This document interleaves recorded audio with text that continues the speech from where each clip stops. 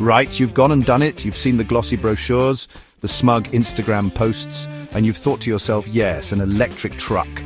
I shall liberate myself from the tyranny of the grid, live amongst the squirrels, and power my artisanal sourdough starter with pure, unadulterated lightning. A noble dream, I grant you, a dream of freedom, fresh air, and absolutely no annoying neighbors complaining about your generator. Or so you thought, then reality, that cruel mistress, kicks in. You're out in the wilderness, the nearest plug socket is in another county, and suddenly that enormous, silent, eco-friendly truck looks less like a futuristic liberator and more like a very expensive, very heavy paperweight. Can this technological marvel actually run your life when the lights go out? Can it power more than just a smug sense of self-satisfaction? That, my friends, is the $1 million, or rather the 120 kilowatt-hour question we're here to answer. Today, we're not just testing trucks, we're testing a lifestyle. We're pitting the much-hyped Cybertruck, the adventurous Rivian, and the workhorse F-150 Lightning against the harsh realities of off-grid living. And as if that wasn't enough electrifying excitement, we're then going to wade into the murky, often flammable debate biofuel versus solar. Which one will keep your batteries topped up and your wilderness dreams alive? Prepare for fire, science, and possibly a few minor explosions. This is not your typical car review, this is sustainability unplugged. So picture the scene. The wind is howling a mournful tune that only a truly desolate Tuesday night can muster. The power lines, those spindly, unreliable servants of the modern age, have given up the ghost. Darkness descends. Your stomach rumbles, a primal fear grips you. Not of the dark, you understand, but of warm beer and, even worse, defrosted bacon. This, my friends, is where your massively expensive electric truck is supposed to earn its keep, transforming from a mere mode of transport into a veritable savior of civilization, or at least your dinner. All three of our contenders today, the Tesla Cybertruck, the Rivian R1T, and the Ford F-150 Lightning, boast batteries that would make a small power station blush. We're talking over 120 kilowatt hours of silent electric potential humming beneath their angular or, in some cases, surprisingly normal-looking bodies. That's enough juice to power a small village in Wales for, at least an afternoon. But, and this is a colossal, but having a big battery is like having a massive wine cellar. It's no good if you can only get the wine out with a teaspoon. Output, ladies and gentlemen, is king. We begin our highly scientific test as the sun dips below the horizon, painting the sky in hues of orange and impending doom for refrigerated goods.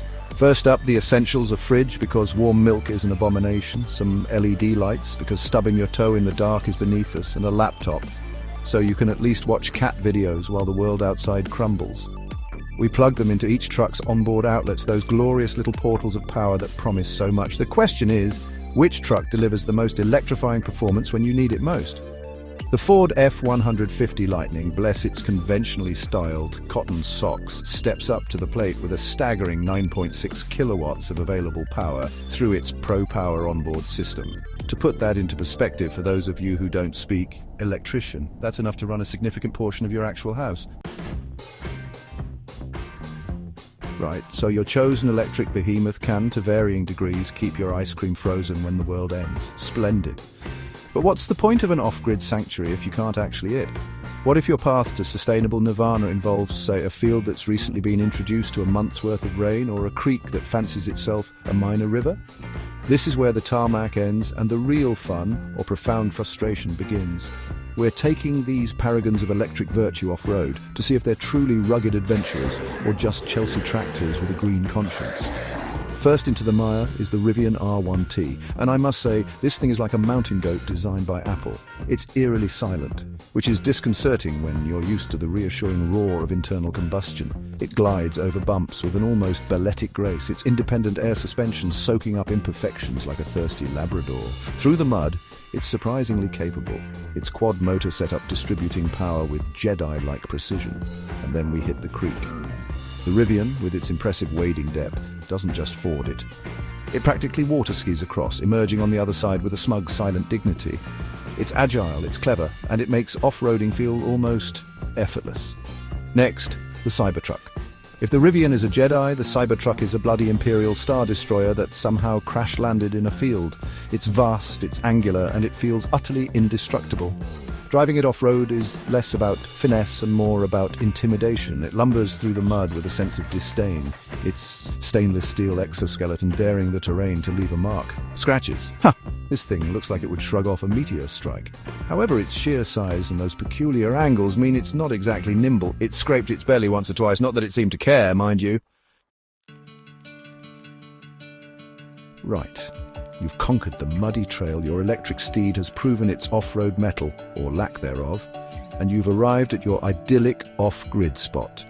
The birds are singing, the air is fresh, and your truck's battery is looking rather depleted. Now what? The dream, of course, is to unfurl some solar panels, plug them directly into your futuristic vehicle, and let Mother Nature's fusion reactor do the rest. Free, silent, sustainable energy. How hard can it be? Well, as it turns out, it's not quite as simple as plugging your toaster into the sun.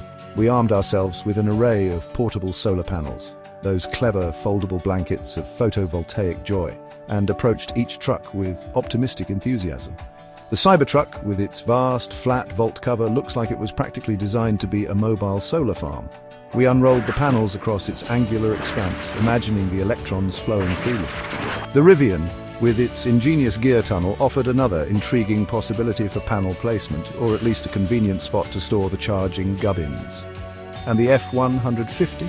Well, its traditional truck bed is certainly spacious enough to accommodate a veritable sea of panels. So, can you directly solar charge these multi-ton marvels of modern engineering?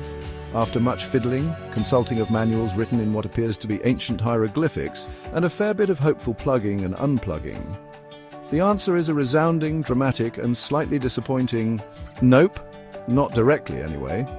It seems these sophisticated machines, with all their onboard computers and battery management systems, are a bit fussy about where their electricity comes from. You can't just slap a panel on the roof and expect miracles. All three trucks, it transpires, require an intermediary. You need an inverter to convert the DC power from the panels into AC power, which then typically goes into a portable power station or a dedicated EV charger which plugs into the truck. It's a bit like trying to make a cup of tea by first boiling the water, then letting it cool, then reboiling it in a different kettle. It adds layers of complexity and, crucially, potential points of failure or inefficiency. It's not quite the seamless plug-and-play solar utopia we were promised by the glossy brochures. Right, so solar power, while clean and theoretically infinite, has proven to be a bit of a faff with all its inverters and indirect charging shenanigans. What if you're looking for a more visceral way to power your off-grid existence?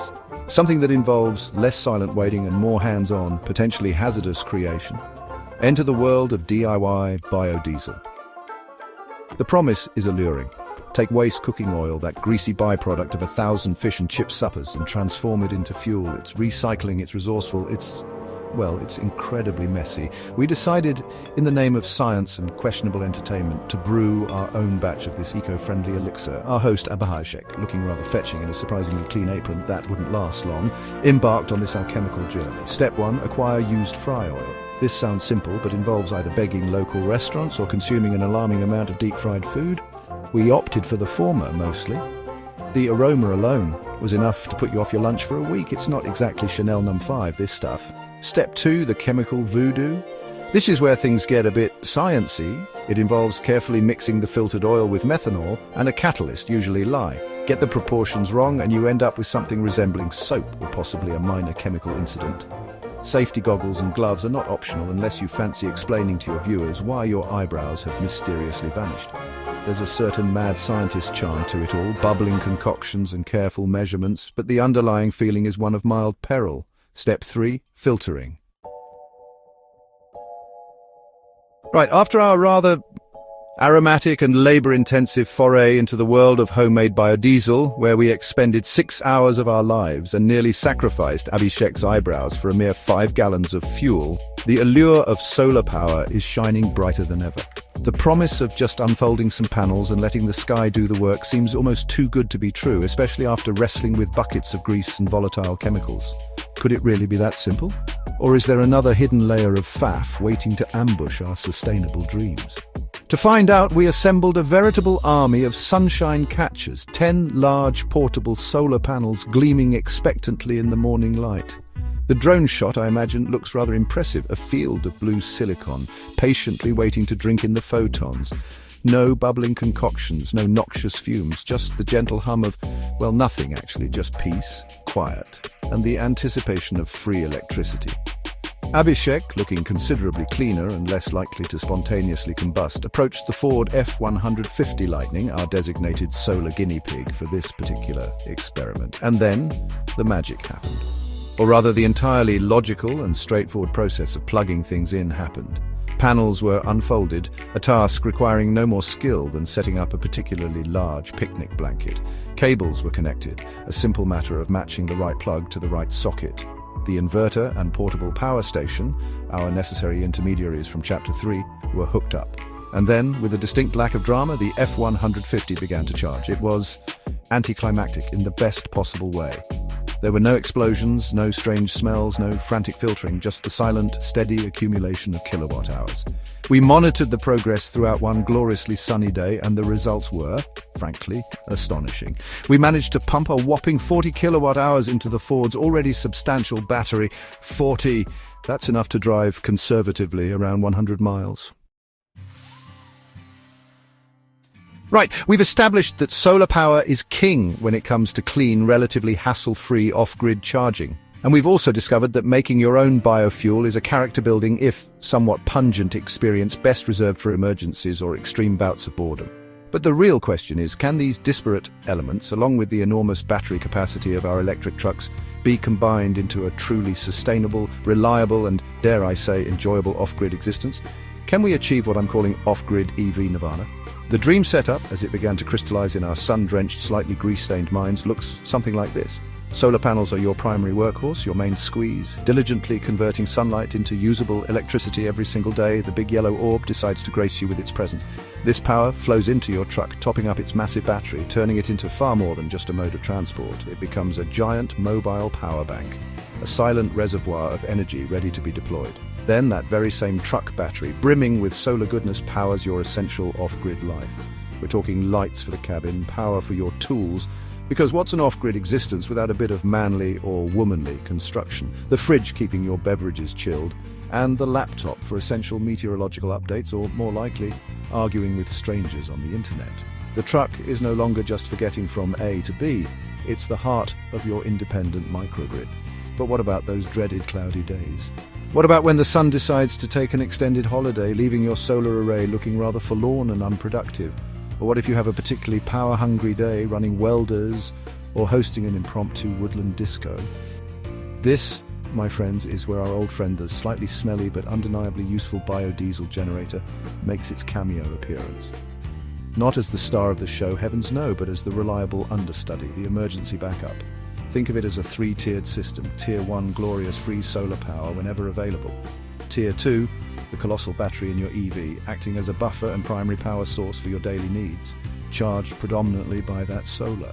And only when those two are depleted or insufficient do you reluctantly fire up Tier 3, the biodiesel generator, chugging away on its homebrewed elixir to give everything a much-needed boost, or to get you through a prolonged period of solarless gloom. It's about having layers of redundancy, ensuring you're never caught short. To put this theory to the test, we attempted to run our entire makeshift cabin lights, tools, a small heater because even paradise gets chilly, and the all-important kettle for 3 whole days, relying solely on this looped system. The solar panels diligently fed the F-150 Lightning, our chosen long-term test subject for this phase given its impressive output. The truck, in turn, powered the cabin. And for one particularly overcast morning, the biodiesel generator was briefly called into action to top things up. So there we have it. After countless kilowatts, a bit of mud, a suspicious amount of grease, and enough solar panels to tile a small bungalow, what have we learned? Well, firstly, these electric trucks, the Cybertruck, the Rivian, the F-150 Lightning, are all, in their own uniquely flawed and occasionally brilliant ways, pretty awesome. They're not just transport, they're genuine mobile power stations, capable of keeping your bacon cold and your wilderness dreams alive. Each has its strengths, whether it's Ford's sheer output, Rivian's adventurous spirit, or the Cybertruck's angular presence. When it comes to charging them off-grid, solar power, despite the initial inverter faff, absolutely rules the roost. It's clean, it's quiet, and once you've got the gear, it's effectively free. Biofuel? A noble, if smelly, backup. But the real magic happens when you combine these elements. Solar as your daily driver, the truck as your giant battery, and a generator for those, oh dear, the sun's gone on holiday moments. Sustainability, it turns out, isn't about finding one perfect solution. It's about adapting, improvising, and being clever with the resources you have. And that really is the point. Living off-grid, whether it's for a weekend or a lifetime, is a journey of constant learning and adaptation. These trucks and technologies are just tools to help you on that journey. They open up possibilities that simply didn't exist a few years ago. The power is, quite literally, in your hands, or at least in your truck bed. It's an exciting time to be unplugged, to be self-reliant, and to stick two fingers up at the national grid. So trucks, all awesome, charging solar rules, but sustainability is about adapting. Want our solar rig blueprints?